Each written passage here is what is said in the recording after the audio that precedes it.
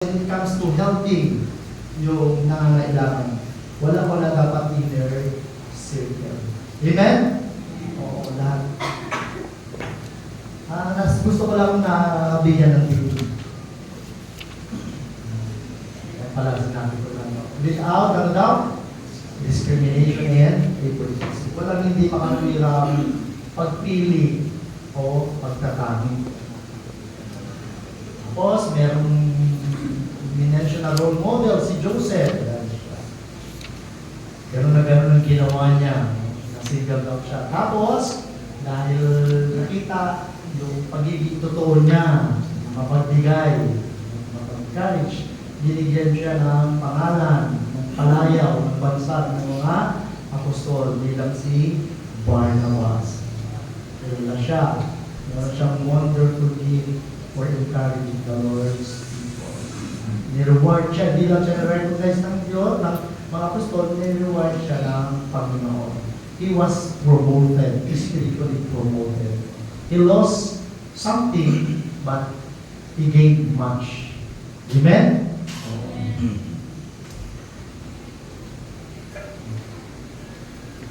Yan yung mga ano natin, application. Na tayo. Yung second point ay yung nagbibigay na merong may pagkademonyong sa loobin. Merong kasamahan masamang layunin. Yan ay walang iba kundi si mag-asawa Ananias at Sapphira. What is the word for the day, Sister Rune? Sabi nila, word for the day. But, subalit nakapwat kaya lang. Gaano man kaganda ang ating kalagayan ng church, laging meron, but ang mga taga-ECF ay napaka-generous. Subalit, naisip, gusto ko rin bigyan ng diin, yung mga bagay na subalit.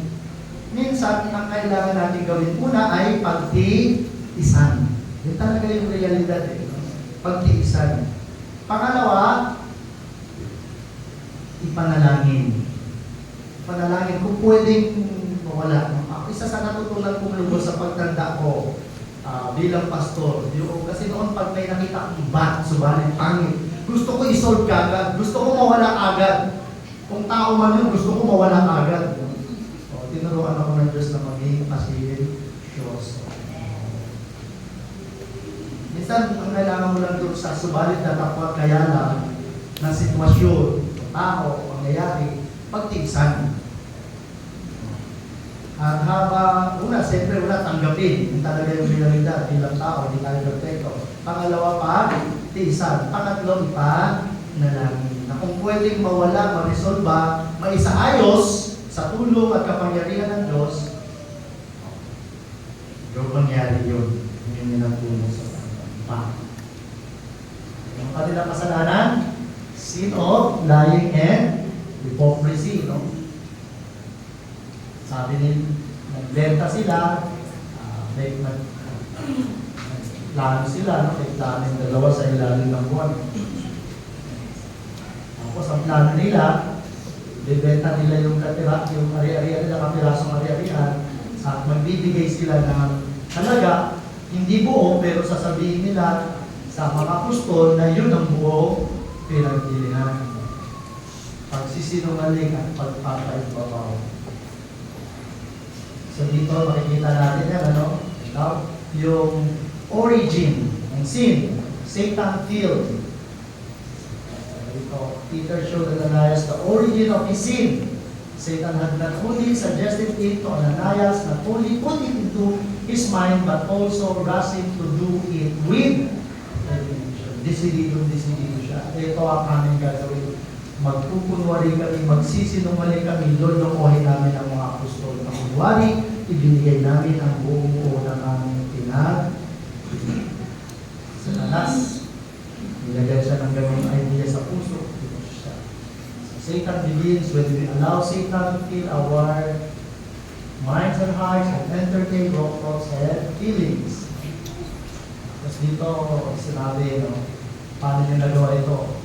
Bakit nyo ito pinanatili, pinangibabaw, pinagtagumpay sa inyong puso hanggang sa umantong ito sa mismong paggawa ng kasalanan sa pagsisinungaling. Sabi nga, the Spirit of God in Peter not only revealed the fact but also discerned the motive of controlling unfaithfulness. Yung nagtatagumpay, nangingibabaw na kawalang katapatan sa puso ni Ananias at Sapphira. Yun yung pinag-uugatan ng kasalanan. Nakaugat sa kanilang mga puso. Bagamat sila ay tinukso, nilagyan ni Satanas, inudyuman ni Satanas ang ganitong kaisipan. Ang problema, pinanatili nila, pinangibabaw sa kanilang mga puso. Kaya nga, hindi nila pwede isisihin si Satanas. No? Hindi natin lagi pwede isisihin pag-aalin ng ating kasalanan sa pamamagitan ng paninisip kay Satanas na tumukso sa atin. Nanunukso lang siya, pero hindi siya kaya pwede. Ang kasalanan ay personal choice. Sila ay napakagandang halimbawa ng hypocrisy. Ng nineke ng kanilang spirituality, ng kanilang pagiging spiritual na kalagayan para pabilibin yung iba. Nasa kongregasyon sila, ito yung ganda gits na marami nito sa lupon ng mga mananampalataya. Palataya sila, sabi ko nga dito, parehas kami ni Matthew Henry ng stand dito. Siya, although may liling siya na si Ananias at Sapphira ay ang totoong mananampalataya ligtas, hindi kagaya ng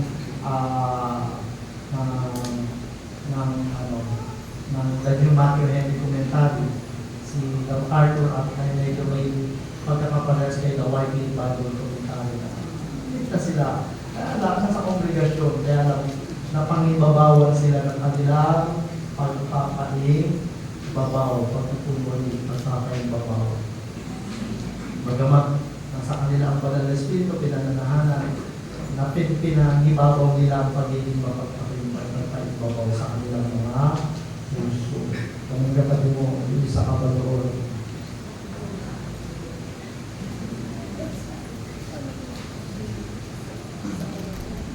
Medyo masakit, Pero yun ang sabi, hindi ako nagsabi noon. Ang nagsabi noon ay isang Bible scholar. Nasa loob mismo ng iglesia, maraming mapagpaing-babaw. Maraming mga sinungaling. Kaya paalala sa atin yan, yung mga parang galing dyan sa salitang artista, yung pagbabago ng boses, pagtutunwari sa boses, kunyaring malaki, malakas, saka pagsasalita na. Ganyan, nakakala mo mayroong magandang katangian, mga Diyos na banal na katangian, religyoso, may mga prinsipyo na mabuti, pero wala naman talaga. Kasi, ang nagdadala sa tao sa masamang pagsisinungaling, at pagiging mapagpaibabaw, yung nangingibabaw na pagiging mataas. Na naghahanap ng papuri ng tao kaysa sa papuri ng Diyos. Lalo na daw, binigyan dito ng diin sa kanilang paggawa ng mabuti, pagtulong sa mga may hirap. Gusto nilang sila ay pinupuri. Palakpakan. So, baka akala natin hindi tayo guilty, baka akala ko hindi ako guilty. Kapag daw nagyayabang ako sa mabuting gawa, pero hindi ko naman ginawa. Kapag nangako kong gagawa ng mabuti, pero hindi ko rin ginawa, o nagkunwari ako na ginawa ko ang pinakamagaling na bagay, pero hindi ko naman pala ginawa ng pinakamagaling, ako ay kagaya rin ni Ananias at ni Sapphira. Ito ay para sa lahat sa atin. So baka ngayon hindi tayo ganyan, baka sa susunod na panahon, ganyan na tayo. All of us has the tendency to become Ananias and Sapphira. Do you believe that? And because we are all human beings, lahat tayo merong pride. At kapag yung ego natin, sabi sa psychology, basta ego, tama ba yung ego? Egocentric, yun ang papasok ko. Yung pride natin, yan ang pinamababaw natin sa ating sarili. Mahuhulog tayo sa pagkakasala, kagaya ng Maria Santos. Kaya ito yung napakaganda, paalala sa atin na tumigil na tayo sa pagsisinungaling. Sinasaktan lang natin ang ating sarili. Huwag tayong maging mapagpaimbabaw sa mga mabubuting ginawa natin, lalo na sa pagtulong sa mga. Letter B na po ako. Gaano kaseryoso yung kanilang kasalanan? Sabi doon? Sabi ko nung una, sinasaktan natin ang ating sarili. Gaano ba kaseryoso yan? Heavenly Father, once again, we ask for your guidance. We ask for the word, the power of the Holy Spirit to illuminate us to the true meaning, to your true message to each one of us from your word this morning. Lubos na maging salamin ang iyong mga salita sa umagang ito at makita namin ang tunay naming kalagayan sa iyong harapan. At pagkatapos ng Panginoon, ihahatid mo kami sa buong pagpapakumbaba para humingi ng tawad kung meron kami at malamang meron kami kasalanan makikita sa aming sarili. Hihingi ng tawad, hihingi ng pagpapaligo sa iyo, at hihingi ng tulong sa iyo, Panginoon, upang mapagtagumpayan ang kasalanan minsan nagawa namin. Hindi ito kami paulit-ulit sa aming buhay. Pagpalain po Diyos ang iyong salita, pagpalain po ako, yung tagapagsalita, pagpalain po ang lahat ng makikinig ng iyong salita at maging pagpapala po kami higit sa lahat sa iyong dakilang pangalan sa pagsunod namin sa iyong salita na matututunan namin sa umaga. Sa pangalan ni Jesus, ito po aming dalangin. Amen. Amen. Amen.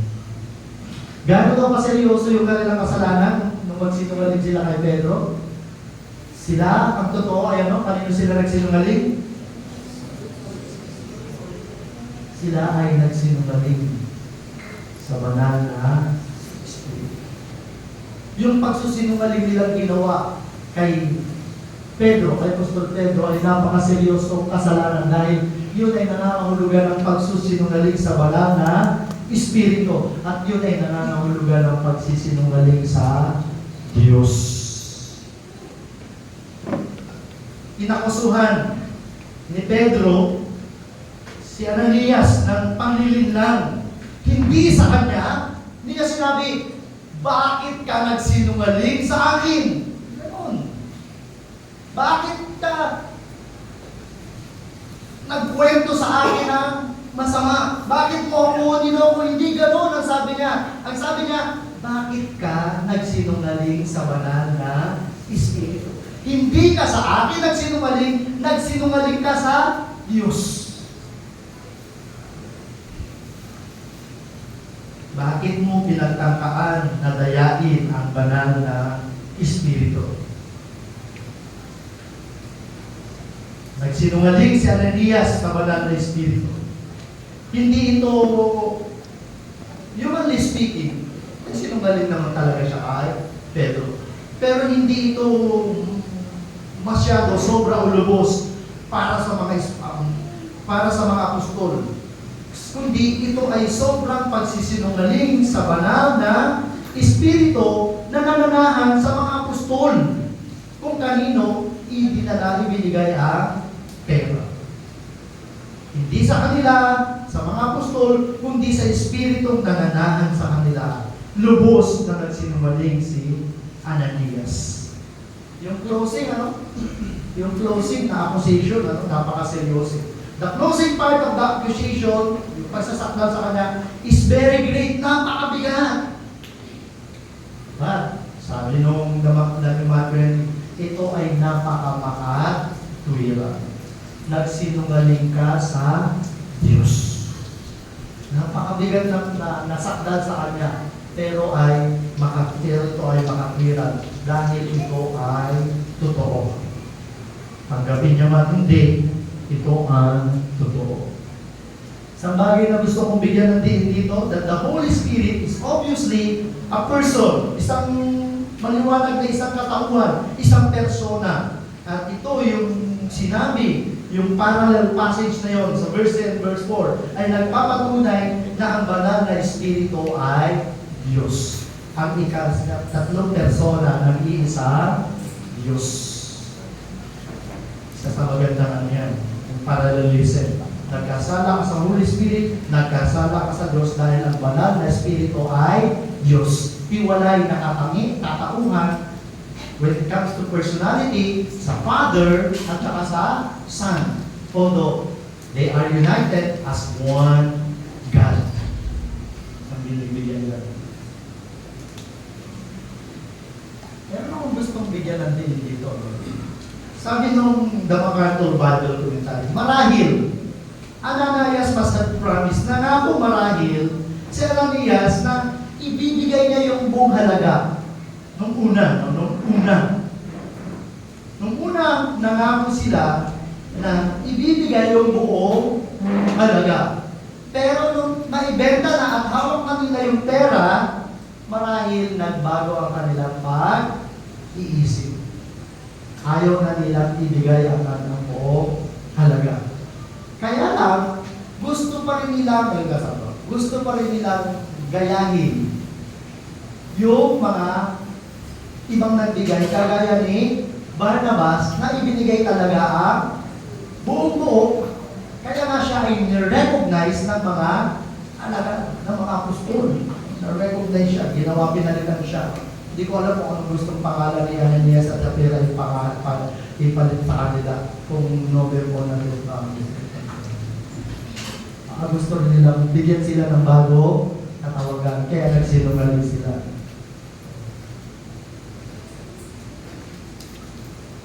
Nung yung lote ay hindi pa naibibenta, nasa kanilang power yon. Kaya lang, kung nung una ay gumawa sila ng pangangako, hindi na sa kanila yun. Sabi ka, it is better not to make a vow. Sa ibang translation, it's not better to make a promise to pay. More on pera yan eh. Sa ibang translation, tingnan nyo, ito kasi mas gusto ko yung salita ng vow dito. No? Parang pangkalata. Mas mabuti pang hindi ka gumawa ng pangangako sa Diyos kaysa gumawa ka tapos hindi mo naman tutuparin. Sa ibang translation, medyo specific. Mas mabuti pang hindi ka nangako, magbabayad ka, payment ang ginawang term doon, yung word, kung gusto nyo tingnan, tapos hindi ka naman magbabayad.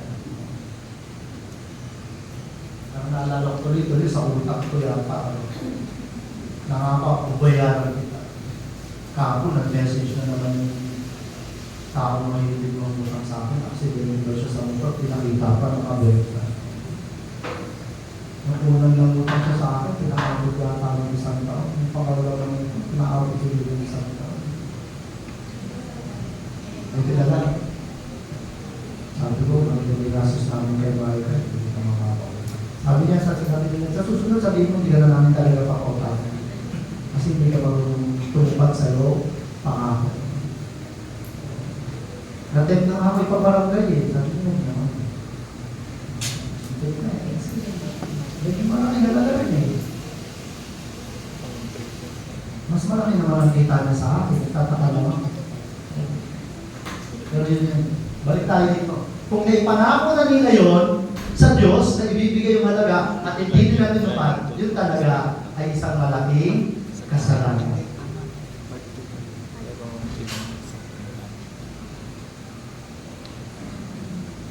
Ananias lied to the ever-present Holy Spirit in him and in church. Unang-una siyang nagsinungaling sa banal na Espiritong nananahan sa kanya. Sabi ng Biblia, ang buhay ng isang mananampalataya ay, ang katawan niya ay templo ng Diyos. At kung totoong mananampalataya, si Ananias at Sapphira, nagsinungaling sila sa banal na Espiritong nananahan sa kanila. At nagsinungaling din sila sa banal na Espiritong nag-ugnay, nananahan sa iglesia bilang isang kapulungan, bilang isang congregation. Napakaseryoso. Kaya nga sabi ron, pag nagsisinungaling, ano daw? We are hurting ourselves. We grieve the Holy Spirit that is in us, that within us, or that dwells in us. Therefore, we are hurting ourselves. At sinasaktan natin ang buong kongregasyon kung saan nananahan ang Diyos sa pamamagitan ng kanyang banal na Espiritu. Napakaseryosong kasalanan. Napakaseryosong kasalanan. Ito yung magandang tandaan natin yan. Kung iniisip natin na madadaya natin ang Diyos, mapapatunayan natin sa bandang huli na ang tangi nating dinadaya ay ang ating mga sarili. Amen? Kung inaakala mong madadaya mo ang Diyos, sa bandang huli, mapapatunayan mo ang dinadaya mo ay walang iba kundi ang iyong sarili. Sabi nga ba, do not be deceived. God is not to be. Whatever man sows, he will reap in. Dinadaya mo lang ang iyong sarili.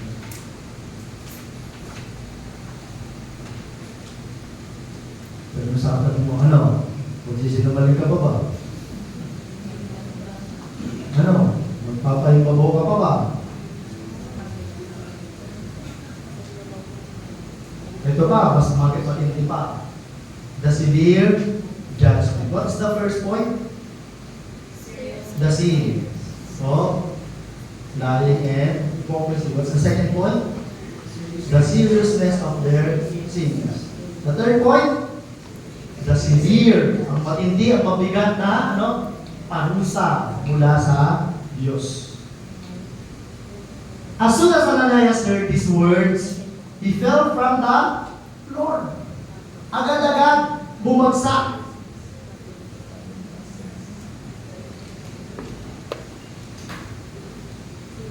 Nalagutan na hindi. Ananias, hearing these words, was speechless. Imagine ko nung sinabi sa kanya ganyan. Alala ko tuloy yung sabi niya, dati daw siyang preso, tapos umiikot sa mga churches, nakapunta sa Nabotas, nakapunta sa Quezon City. Yung una pinagpastoran ko, pangalawa pinagpastoran ko. Uwi po ako ng Bicol, wala po akong pamasahe, bagong laya po ako. Ganun din, visit tayo.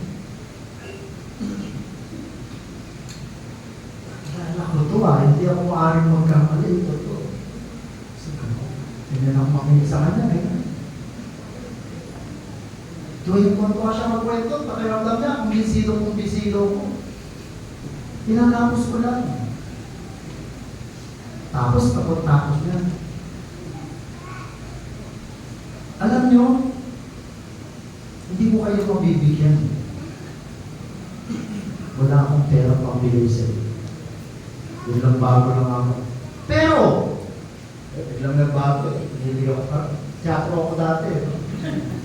Pero, kahit may pera ako, hindi ko kayo bibigyan. Kasi minsan nyo na kami niloko, minsan nyo na kami niloko sa Nabotas.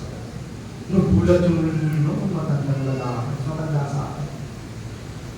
Wala siguro maisip na sagot, sabi na kayo sa baka kambar ko yun! Wala. True story po yun. Ito doon sila na dito. Hindi ko muna pinaalam sa mga member, dahil kami nakikinig sa kwento niya. Versus siya, nakakilala siya sa Muntinlupa. May pinawagin niya, kasama ko sa loob si ganito. Kilala niya eh. Kilala niya yung mga pastor na kilala ko sa loob eh. Hindi naman ako napasok, pero ko yung mga kilala ko pastor. Nag-serve na may prison ministry. Kilala niya lang eh. Wala silang malaman. Pero, pera ko, di ko kayo bibigyan. Kasi minsan yun ako binigyan. Eto, si Ananias tsaka Anoy.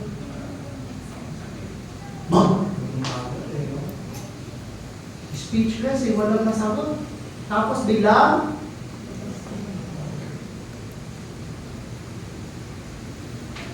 ikaw, Sister Lily, nakita kitang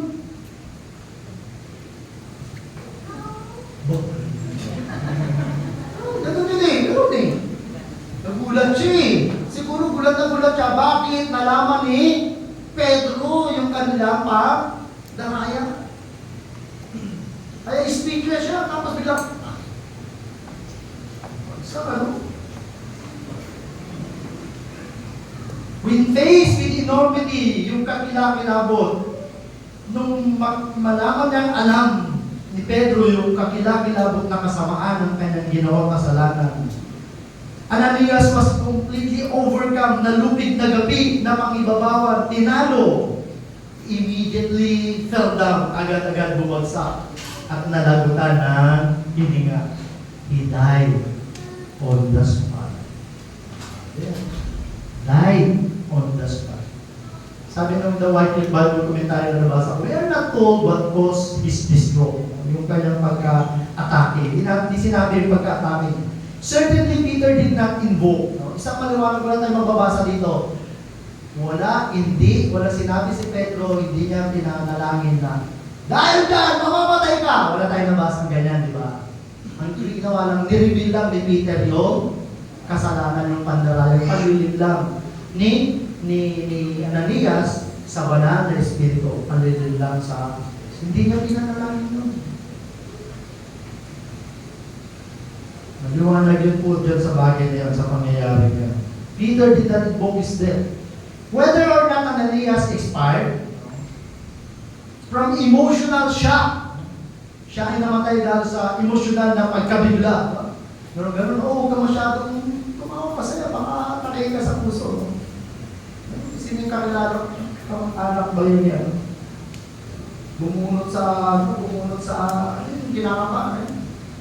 Oo, ilang alam nyo ha. Alam ko naman eh, tinitignan ko lang kung sino. Pak! Sabi niya, Chef Timares! Bumagsak patay yun. Sa sobrang saya. Parang ganito naman yan. So sobrang biglang bumagsak, na stroke, patay. Sino may mga sakit sa puso, paalala daw, huwag masyadong maging malungkot, huwag masyadong maging masaya. Biglang tayo sa puso. Pero dito yung sabi ka, malamang emotional shock. No? Emotional na pag-ibig-bigla. It was a severe judgment of God. Ito ay napakabigat na paghusa ng Diyos sa hindi tapat sa tinatawag na hypocritical consecration, sa mapagpaimbabaw ng pagbibigay o pagtatalaga sa Diyos. Agad-agad din ay anong ginawa sa kanya? Siya ay binalot sa panahon nila kasi madaling maagdas yung bangkay, hindi sila naging balsamo, agad-agad siyang binalot at siya ay ibibig. Sabi ng kanta, lagot ka, susumbong kita, ay kasama mo. So yun yung nangyari. Anong nangyari na, no? Ananias? Anong nangyari? Heart attack, stroke. Ano yung matabi mo gusto mo mangyari sa iyo? Tanungin nyo sa akin kung nandiyan ka pastor, gusto mo mangyari sa iyo? Sabihin nyo, kayo lang lagi. Tanungan tayo.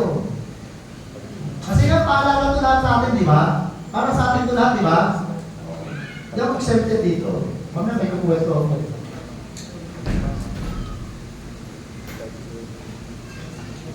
So about 3 hours later, his wife came in. Mas gusto ko dito. Nagalabo ko po yung mga kakuha. Not knowing what happened, Peter asked her, did you people sell your land for such and such a price? Yes!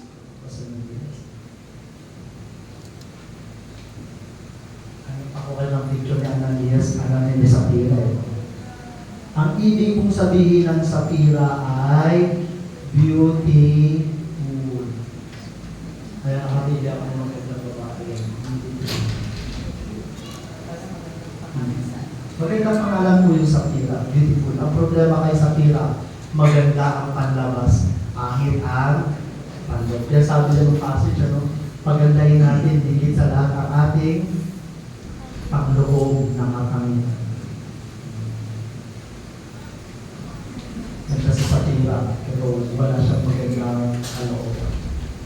She replied, we did. And Peter said, how could you and your husband even think of doing a thing like this? Conspiring together to test the Spirit of God's ability to know what is going on. Bakit kayo nagsabwanan sa panlilinlang sa banal na Espiritu, sa pagsisinungaling sa banal na Espiritu, sa pagsisinungaling sa Diyos? Malamang, nung nangyari yung kay Ananias, wala, malayo si Sapira. Kaya wala siyang alam sa pangyayari at sa nangyari sa kanyang asawa. At marahil, excited pa siya na parating, nakangiti pa siya. Baka nagpaganda para pumunta doon. Tatanggapin namin na ang palakpak ng mga mananampalataya dahil naging mabait kami, kagaya ni Barnabas. Pero ibang bumungan sa kanya. Hindi papuri, kundi magsasaway. Magsasaway.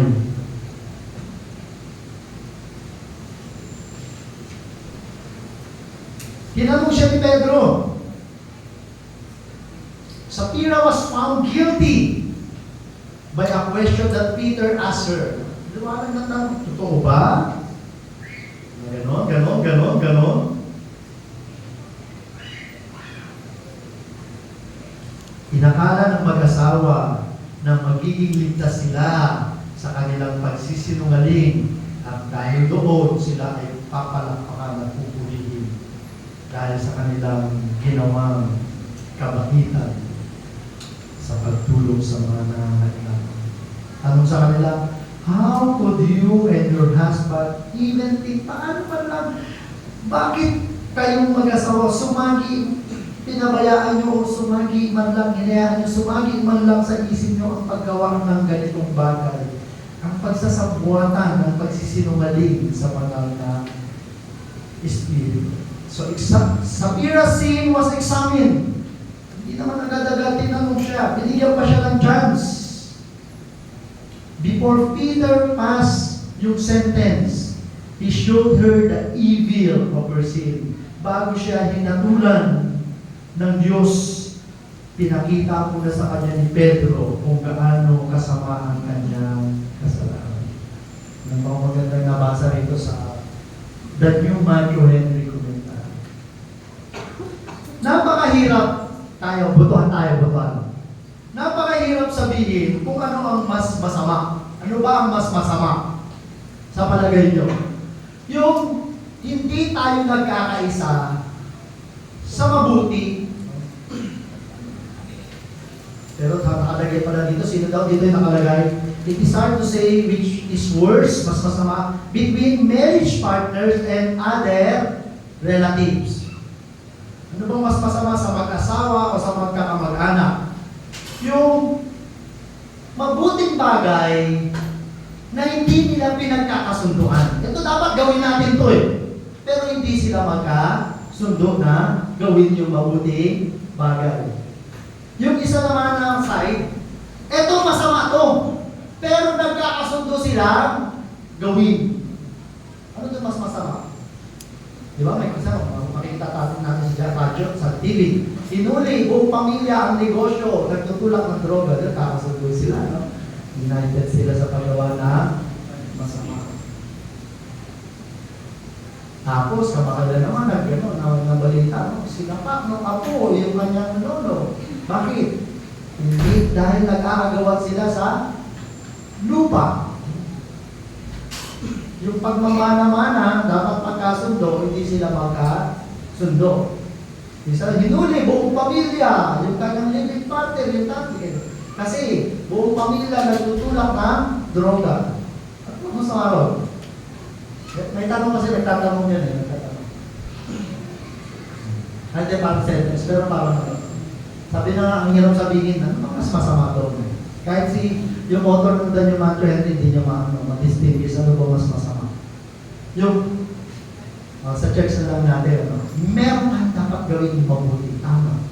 Hindi tayo nagkakasundo, nagkakalisa. Yung isang sitwasyon. Yung isang sitwasyon naman, meron tayong hindi dapat gawin. Pero nagkakasundo tayo gawin yun. Ano mas masama doon? Ano daw yung mas worse doon?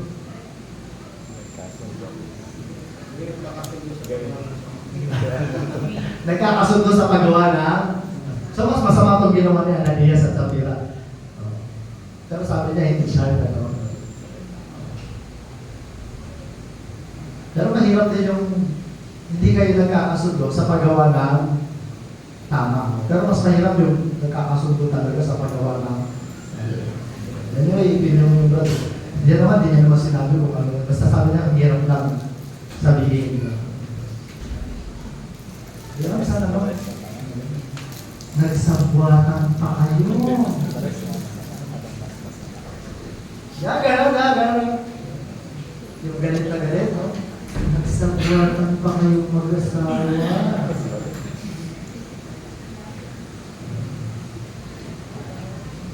Kapag gawa ng mali.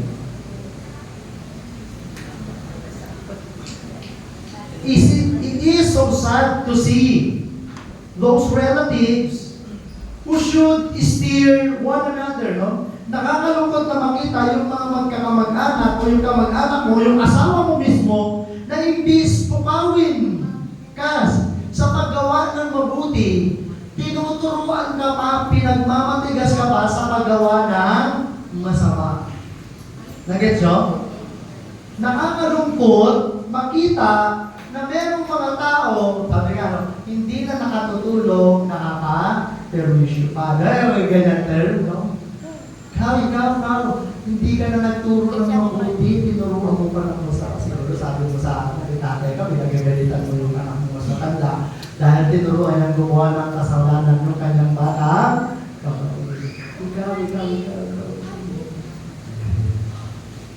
Na-imagine niyo ba yun? Nakakainis, di ba? Nangyari na ba yun?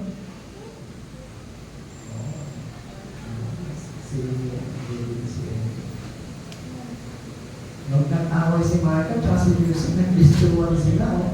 Alam niyo ba yan? Ikaw, nagkaligaw. Eh, ba't si Kuya nga, hindi nyo alam, nagdadala ng babae dito sa bahay. Ikaw palang pagkakulo. Nagtutulog sa kapatid mo. Dapat. Nagigets niyo ba yung ano? Sinabi ko na ito sa mga leaders. Sa men. The spouse, yung asawa, naging specific ako sa mga men, tayo mga lalaki, sabi ko, should be the first person who should review our partner's wrongdoing. Ang unang tagasaway dapat ng isang tao ay ang kanyang, una sa lahat ang kanyang asawa. And that is true. Kaya natin, ang unang tagasaway ay si David. Natandaan nyo ba mga elders, mga kalalakihan, sinabi ko, na ang una dapat maging tagasaway sa ating mga asawa, pag meron sila, sad to say, mas madalas magulo, nagkakagulo, nag-create ng gulo, ng mga issue, dismissan sa marites, mga babae. Sabi ko sa mga lalaki, sa fellowship namin, tayo mga lalaki, tayo ang unang sumaway kung may nakikita tayong mali sa ginagawa ng ating asawa, babae. Huwag na huwag natin yung kakampihan. Pag nakikipag-away yan, huwag yung kakampihan yan. Hindi lang din naman nagkakapatayan. Kung away nila, personality conflict, dismissan, sawayin mo. At sinalit, tagasaway ko yan. Amen?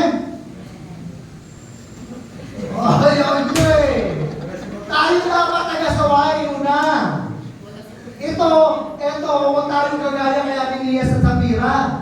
Nagsabuatan. Imbis na yung isa manaway sa maling plano, nagkasundo sa maling masamang. Kaya nakita nyo, ang patay. Ayun, nagpaalam na ako sa iyo, Brother Eric, sabi ko sa sample ko. Ito talaga ako, Brother Eric. They made a vow na yung unang benta, pag Lunes tayo, Brad, o araw, sa isang araw. Sa isang araw, yung unang benta, sa kanilang mini grocery, sabi nila, nagkabili sila, offering sa Panginoon, first fruit. Wala naman nagano sa Brad, na kanino mo narinig yun sa CCF? Nabasa mo, parang gano'n. Wala nagsabi sa wala. Na mag-practice sila ng first fruit. Tapos, isang araw ay bumili, ang daming pinili. Parang hindi lang piso, hindi 10 piso, 100. Sabi ni Sister Evelyn, huwag na lang kaya muna natin ibigay ito. Yung makalawa na lang ibigay natin. Natutuwa talaga ako kay Natutuwa ka, Brother Eric, sabi niya, kung ayaw mong ibigay yan, bahala ka. Pero ako, decision kong ibigay yan. Ayoko masama saan? Anong tabi natin, Brad? Sumpa. At least mula Sister Ellen, hindi mo na inulit, Hindi mo na pinaalam. Di ba? Ang una dapat magturo sa ating mga asawa ay tayong mga asawa. Kung si lalaki ang nagkakamali, dapat si babae ang unang-unang sumaway. Huwag mo nang pakabutin kay pastor. Huwag mo nang pakabutin sa akin. Kayo na agad ang unang sumaway. Amen? Parang wala naman kayo gusto magsawayan. Sino na naman magkusintihan? Huwag mo nang pakabutin sa pastor. Hanggang maaari, kayo na agad ang unang magsaway. Kung kani-kanino naman na ipatukwento nyo, nalalaman ng tuloy yung chismis ng buhay nyo. Unless ayaw makinig sa saway at talagang malaking epekto ang nagagawa nito sa buhay niya sa pamilya at maging sa church, makakapekto. Yun naman ang proseso ng church discipline. Sino unang makakita, siya ang unang sumaway. Ayaw makinig, magsama na isa o dalawa. Ayaw pa rin makinig, magsama pa ng iba. Ayaw pa makinig, sabihin sa iglesia. Ayaw makinig, disiplinahin. Ayaw pa rin makinig sa disiplina ng iglesia, ipaubaya sa Satanas ang kanyang katawan para pakinabangan ng Espiritu. Pero balik ako, dapat, di ba mga mag-asawa, sabi mo sa asawa mo, makirap kayo mag-asawa, sawayin mo. Pag may pagkakamali ako, sawayin mo. Ano? Parang si May. Rapi mo. Sasawayin kita. Hindi mali. Sawayin mo ako. Huwag kang gano'n. Dito ka, sabi mo.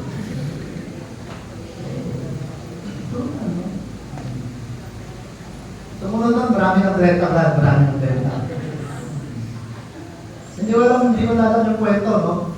Kung sino yung nakunang kay Brother Roel ka, kay Sister Joy yung nagsabi, huwag na tayong magtinda ng alak, masama yan. Sino kung nananaway sa inyo? Nakinig naman, di sinabi si Jorina, nakawala na akong benta na. Kung alak, pinipili na. Pero napatunayan nila, nung sumunod si Sister Jorina, buwan namin bumibili, no? At nawala na sila ng problema dahil wala kang umutang sa alak nila. Nakapag hindi mo pinakutang, lasing ka, ang yabog yun, nagkatindahan na kayo, ayaw naman pautang. Nag-get mo yung point? Yung magandang dapat natin tandaan.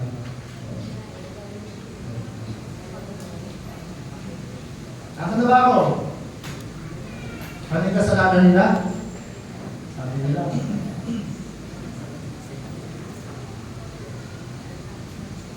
Ano daw yung ginawa nila? Sinubukan nila yung Espiritu sa kakayahan ng Diyos, Espiritu ng Diyos sa kakayahan nito na alamin ang tama ang totoo sa kung ano ang nangyayari. Minaliit ng mag-asawa yung banal na Espiritu. Hindi nila inisip na yung banal na Espiritu ay makapangyarihan at may kakayahan na alamin kung ano talaga ang totoo. Eto si Ananias at Sapphira, nakita nila yung mga alagad, nung napuspos ng banal na Espiritu, nung nabaptize na muna, nag-tongues. Di ba nag-tongues? Natandaan niyo yung message? Nagsalita nila ng iba't ibang wika. Ang hindi nila alam, hindi lang yun ang kakayahan na ibinibigay ng banal na Espiritu. Ang banal na Espiritu rin ay nagbibigay ng kakayahan na ano? Mag-distinguish between the hindi nila alam na, dahil nakita lang nila nagtatangs eh. Hindi nila alam na kasama ng kaloob ng banal na Espiritu, hindi lang yung pagsasalita ng iba't ibang wika, kundi kakayahan magkaroon ng discernment. Anong espiritu ng tao ito? Then kung si Ananias at Sapphira, anong espiritu ang nangingibabaw dito sa kanilang hindi. Yun, nagkaroon sila ng maling akala at pagmamaliit sa kakayahan ng banal na Espiritu na maka-alam ng lihim ng tao. Sa ibang translation, ang ginamit dito na test item, tinongso. Yun yung the same word, ang ginamit yan, na Greek word ay piraso. To tempt God, yung tuksoin mong Diyos, that is to see how far one can go. Makita ko hanggang saan. In presuming. Makita ko hanggang saan yung kanilang pangahas upon God's goodness, yung pinangangasan nila, yung kabutihan ng Diyos. At ito ay isang napakalaking kasalanan. Ito yung tinuksok sa Panginoon Jesus. Magpatihulog ka. Total naman, sasaluhin ka ng mga anghel.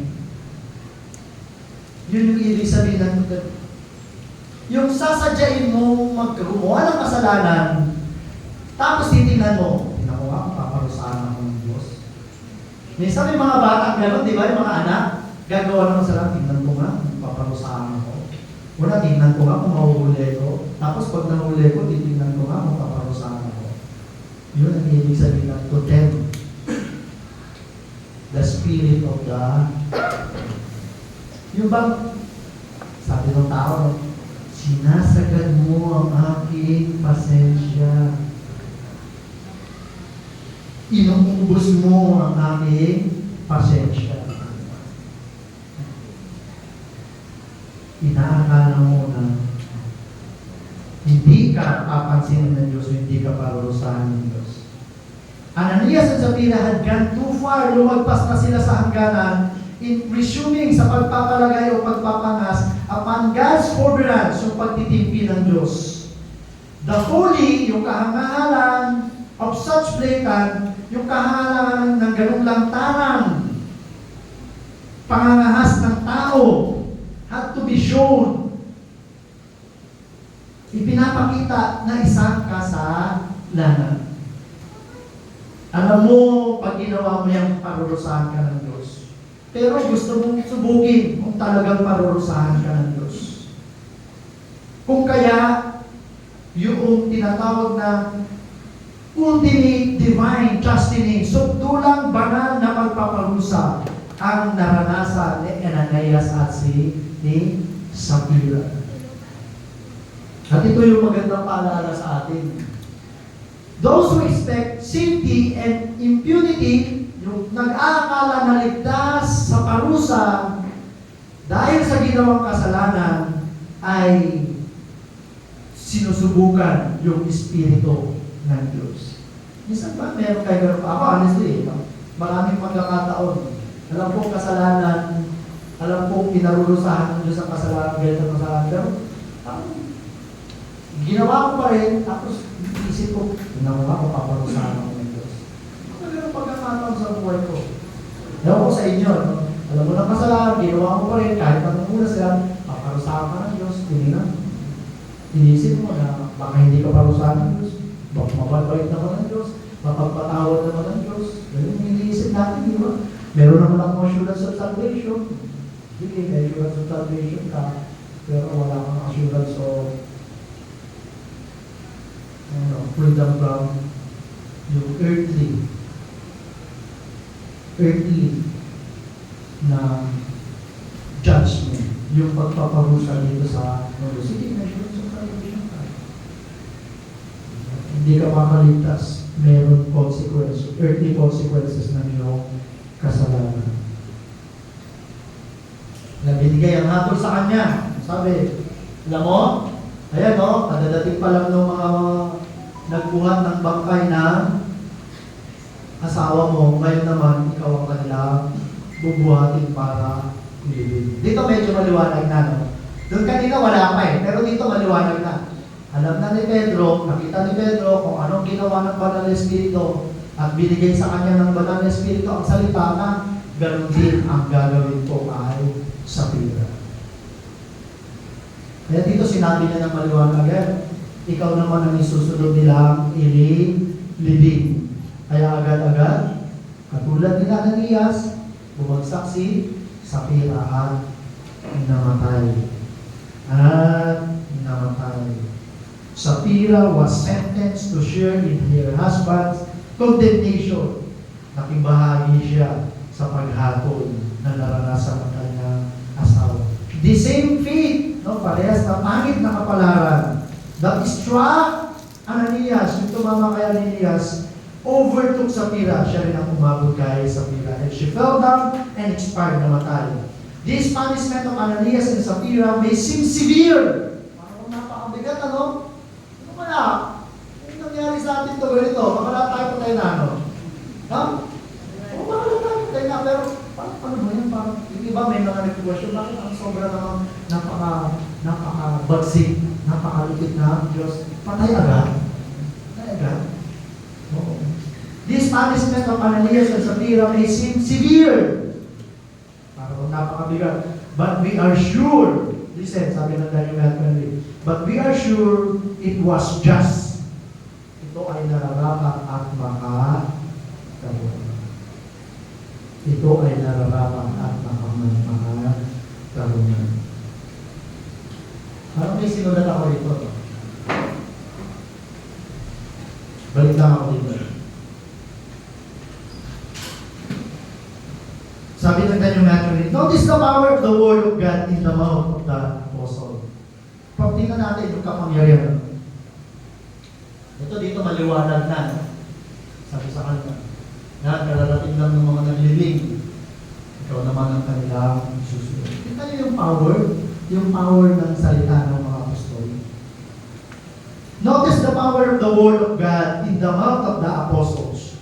Just as there those whom the gospel justifies, dahil sa mabuting balita na ibinahagi ng mga apostol, marami ang pinatawad at napawalang sala at pinagmatawid sa harap ng Diyos sa pamamagitan din ng salita ng mga apostol. So there are also those whom it condemns, no? Sa pamamagitan din ng salita ng mga apostol ng Diyos, sa pamamagitan ng apostol, hindi lang pala kaligtasan ang lumalabas sa kanilang bibig.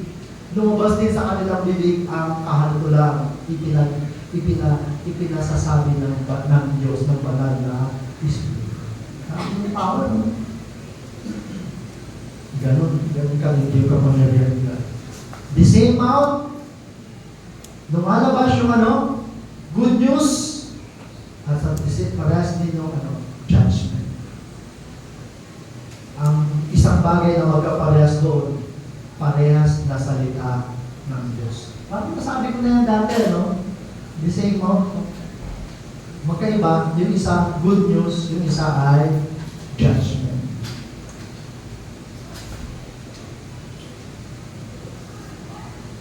Tingnan ko kung mayroon ako dito.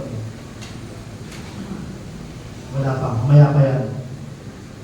The performance of this action, yung ginawa ni Pedro ngayon, lumabas sa bibig niya na ikaw ang susunod nila, ay bahagi ng tungkulin ni Pedro.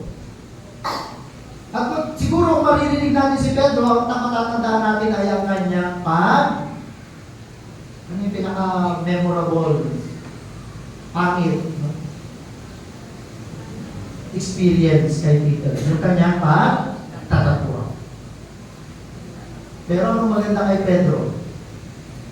Nirestore siya ng Panginoon pinanawag. Ang gustong bigyan din dito nung nabasa ko na Deuteronomy 30, hindi sinabi niya Pedro, dahil nagkasala ka sa akin, ikaw ay mamamatay. Itong pagkamatay nito, itong paghatol na ito, ay ginawa mismo ng banal na Espiritu ng Diyos. Hindi sinabi nila, dahil nagsinungaling ka sa akin, ang parusa ko sa iyo, walang ganun. Dahil kung kay Pedro lang siya nagkasala, kagaya ng ginawa ng Diyos kay Pedro, malamang siya ay i-restore, patatawarin. It was the act of the Spirit of God in Peter. Yung paghatol na yun ay kilos gawa ng banal na Espiritu na nananahan kay Peter. The dishonor, yung hindi paggalang, was done to the Spirit of God. And the punishment was inflicted by the Spirit of God. Sabi kanino, seryoso, nagkasala kayo, nagsinungaling kayo sa banal na Espiritu, nagsinungaling kayo sa Diyos, kaya ang pagpaparusa ay hindi nagmula kay Pedro, kundi nagmula sa banal na Espiritu, nagmula sa Diyos. Ito yung magandang tingnan ko. Gusto ko lang isingit. God makes quick work with some sinners.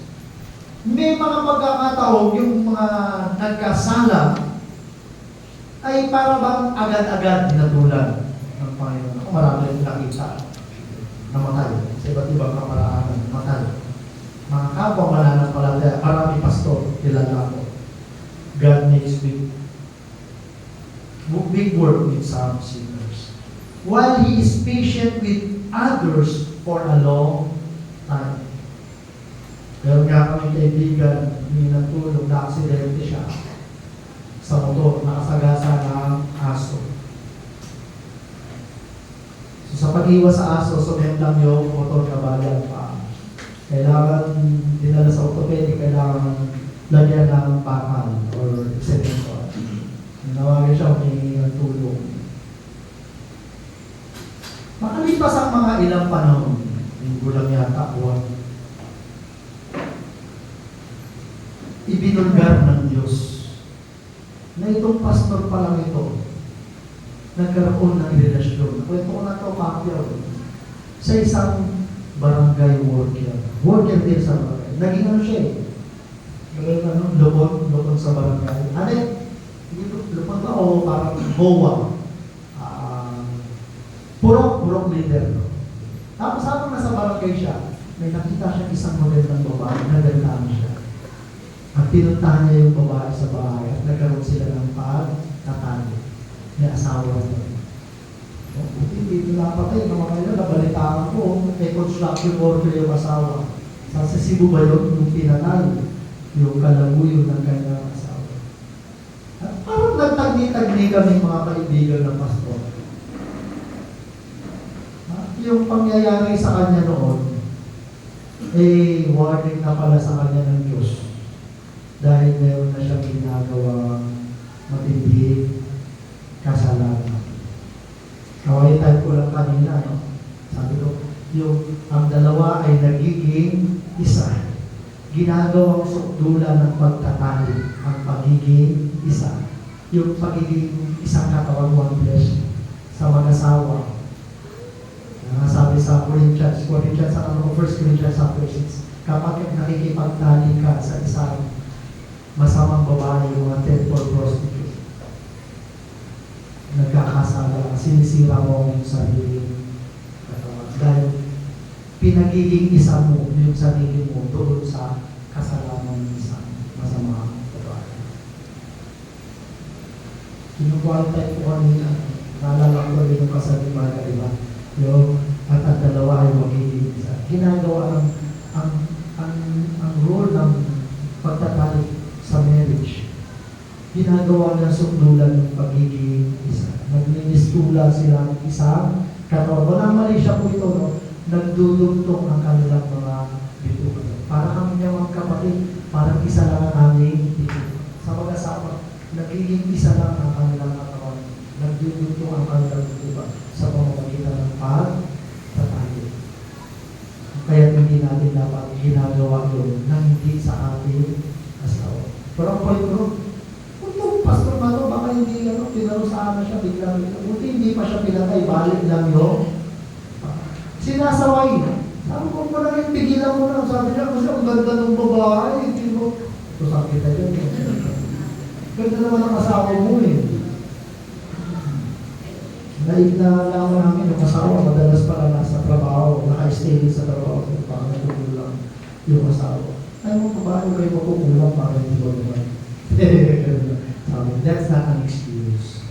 Brother Sam, di ba? That's not an excuse. Yun ay excuse lang ng mga babae pag nahuli. Kukulang ko eh.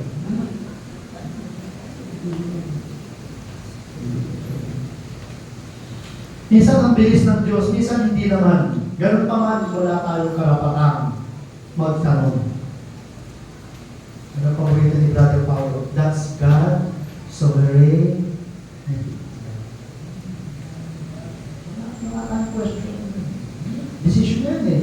Minsan ang bilis naman pag-usap, minsan parang ang bagal. Meron pa akong dinagdagan yan, no? Pero ganun pa man, wala siyang katadlayla, wala siyang tungkuling magpaliwanag sa atin. Kanya yun. God is sovereign, sinabi ko na nga. This potes. There are many sudden deaths that are not to be looked as the punishment for some grossing. Hindi naman po naman lahat ng namamatay ng maaga kasi merong ginagawang mabigat na kasalanan. Huwag naman tayong judge mental. Hindi po lahat ng namamatay. For some grossing, as this one, hindi kagaya ng doon, kay sa necessity.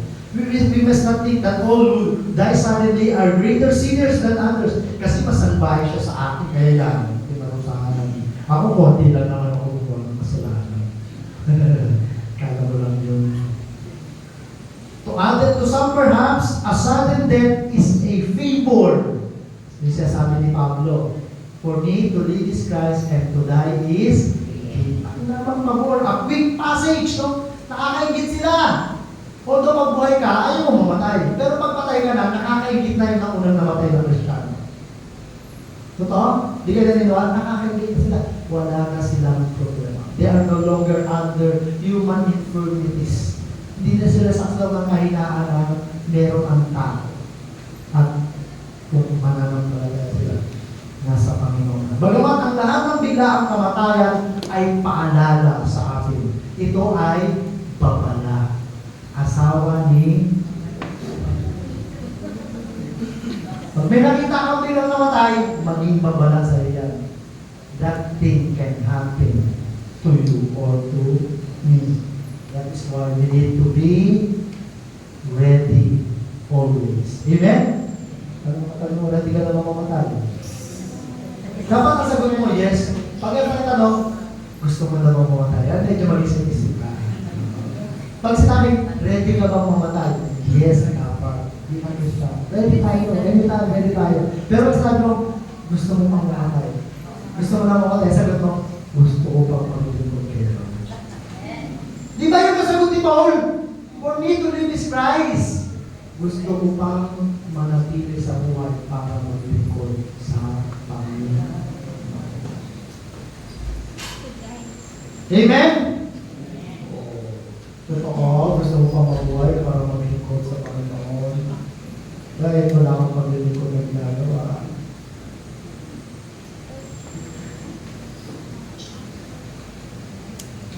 Yan yung naging resulta. First, sabi nung nabasa ko, dito lang unang binanggit yung salita church, ecclesia. Hindi na ginamit sa Old Testament Greek translation, church, ecclesia. Galing sa Hebrew word ng kahal, congregation. Ginagamit ito sa mga Greek ng pagkas. Sabi, church, called the church. Meron silang assembly, may pag-imitigan, may pag-uusapan. May mahalang gawain ang komunidad ng church. Ano nangyari sa church? Terrified.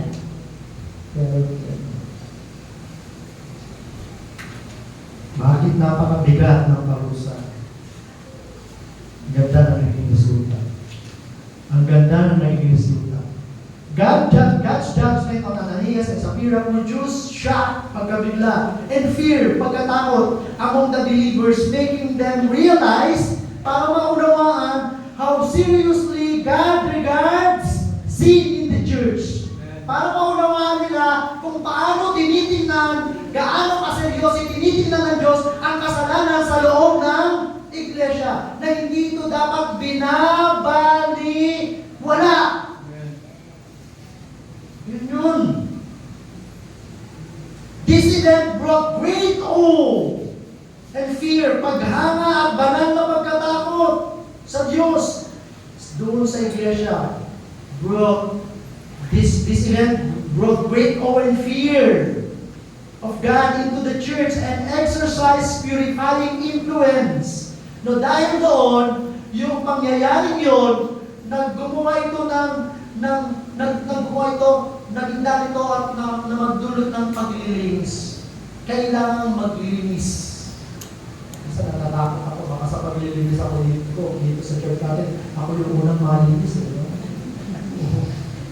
Pero ganoon talaga, ang Diyos, ang banal na Espiritu ay patuloy na gumagawa ng paglilinis sa loob ng iglesia. Dahil ito ay kanyang templo.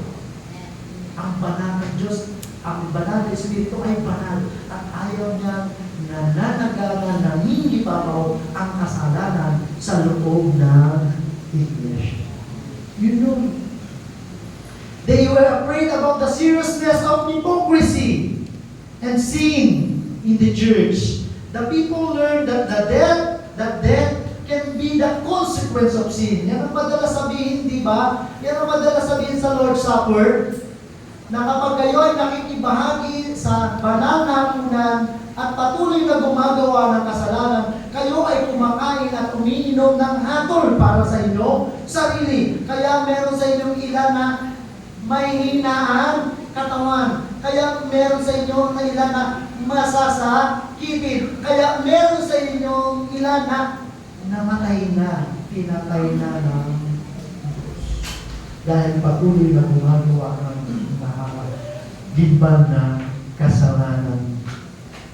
The fear extended, lumaganap beyond those present and all weird. Yung takot ay nangibabaw, umabot, hindi lang yung sa mga mismong nasa pangyayari, kundi sa lahat ng nakaninig sa banal na paghatol ng Diyos. It was intended to uphold the honor of the Holy Spirit. Ang layunin nito ay pangitanghal ang dangal, ang karangalan, ang kabanalan ng banal na Espiritu. Ananias and Sapphira's lies were a great insult to the Holy Spirit. Ito ay napakalaking insulto sa banal na Espiritu dahil yung kanilang pagsisinungaling ay nangangahulugan ng kanilang pag-iisip na ang banal na Espiritu ay pwedeng dayain. Pero ang totoo, hindi mo madadaya ang banal na Espiritu sapagkat ang Espiritu, banal na Espiritu ay Diyos at ang Diyos ay nakaalam ng lahat ng bagay. Walang nalilingid sa Diyos.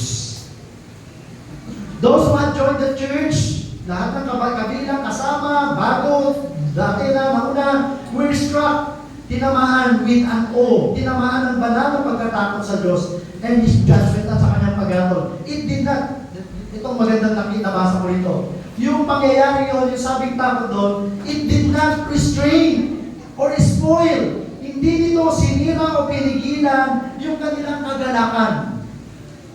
Yung pagkatakot na yun ay hindi naging dahilan para mawala ang kagalakan sa kanilang puso. Hindi nito inalis yung kagalakan. But taught them to be serious. Halip, ito ay nagturo sa kanila na maging seryoso sa kanilang banal na kagalakan. Yung tinanggap nilang banal na kagalakan sa Diyos ay dapat nilang lubos na ingatan. Dahil yung kagalakan na yon ay nawawala kapag ang isang tao ay namumuhay sa kasalanan. Amen? Yun ang sabi ni David. Lord, restore to me the joy of my salvation. Yung kagalakan na pumula sa Diyos ay lalo nilang pinahalagahan. Hindi yun nawala, lalo nilang iningatan sa kanilang mga puso. Na dapat silang magalak na mayroong banal na pagkatakot. To rejoice with trembling.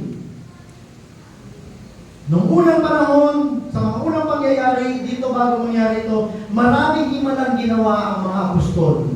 Sa pagkakataong ito, isa na namang bagong himala ang kanilang ginawa. Himala ng paghatol ng Diyos. Yung unang mga himala, pagpapagaling sa mga may sakit. Yung kanilang himalang unang ginawa ay pagpapalayas ng masamang espiritu. Sa pagkakataong ito, himala ng paghatol ang ginawa ng Diyos sa pamamagitan ng mga apostol. At ito ang isang napakagandang paalala sa atin. Yung presensya ng banal na Espiritong nasa atin matapos nating tanggapin si Kristo ay nangangahulugan ng kapangyarihan at the same time ng paghahatol. Amen? Kaya ingatan natin ang banal na Espiritu na nasa atin. Sabi ng passage, do not grieve the Holy Spirit. Huwag nating pamigatiin ang banal na Espiritu. Sabi ko magkukwento ako. Nung Martes, pag-uwi namin, nasabay namin sa Sabado, dumating yung truck ng basura. Oy, sabi nila, yung mga basura, ayusin mo na kasi kailangan natapon yung basura. Hindi na sinakasama mo yung sarili mo. Sabi niya, yung mga dried na sama ng sampagita, na dry, kunin mo na rin. Tapos lagay mo sa basura, tapon mo. Diba naman ako, syempre, ako tawag natin, so patay na pa ako ng sama mo. Tinatakot ko na mauli. Ano ang tama sa mata ko? Noong una, hindi ko inintindi pa.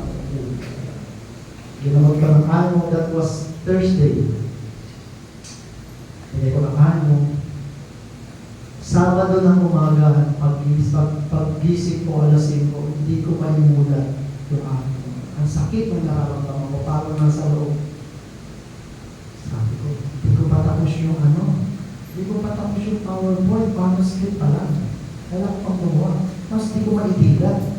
Kailangan na magpasugod sa isabi niyo. Kasi kailangan ito sinugod ko, ito man sinugod ko eh. Sabi ko, sige na patapos. Basta hindi ko kaya nakaredy sa message niya. Hindi kaya. Si Brother Roel kaya, na-prepare niya na yung message niya para sa next Sunday. Hindi kaya lang isang ko eh. Pati ko, pag hindi pa ako makabilan mamaya, magpapasugod ako kayo na dyan sa hospital. Talaga ako makabilan, masakit-sakit ang ako. Nag-pray ako, sabi ko, Lord, ano po yung nangyayari sa akin, kahit nakarakan ng kamamata ako ng kaliwa. Ang revelation sa akin ng Panginoon, sabi niya, kung gusto mong makakita, huwag mo nang gagamitin yung mata mo sa pagtingin ng masasamang bagay. Humingi ako ng tawad sa Panginoon. Tapos hindi ko na malaya. 5 o'clock din nakatulog na ako. Pag-isip ko ng mag-alas 10, wala na yung sakit ng akin. Sabi na tama, wala din na. At totoo yung conviction sa akin ng Panginoon. Sabi, sinabi ko ng titignan ko, wala na yun. Nagpapatawag. Pero talaga, natakot ako, sabi ko, Lord, ang hirap pala pag nawalan ka ng mata. Hindi ka makakilos, hindi ka makakita. Parang talaga ano ka, magiging inutil ka talaga. Hindi ako, pinag-breathing pala ako ng talagang pag-isip mo. Yan, mga basketball lang. Pero yun talaga yung paalala sa akin. Makakala mo walang nasasaktan sa ginagawa mo masamang bagay, sa pagtingin ng mga masasamang bagay. Seryosohin mo yan. Lagaan mo yung mata mo. Gamitin mo yan sa paglingkod sa Diyos. Hindi para sa mga masasamang bagay. Hindi ko talaga alam na makakatayo ako ngayon sa iyong kalagitnaan. Dahil nung Sabado kahapon, talagang hindi ko maibigan yung aking magang-maga siya at nadadama yung isa. Yun ang paalala sa akin ng Panginoon. Seryosohin ko ang kasalanan, lalo na ako ang pastor sa Christian Fellowship. Sabi ko nga kanina, nagbibiro lang ako, pero ito, baka ako ang unang disiplinary na policy-policy. At kung aabot sa sakulan, patayin kung ako ang makakasira sa kanyang katawan dito sa Christian Fellowship. This message is a solemn warning for each one of us. Take sin seriously, or else we will experience God's severe judgment. Amen? Tayo po tayo na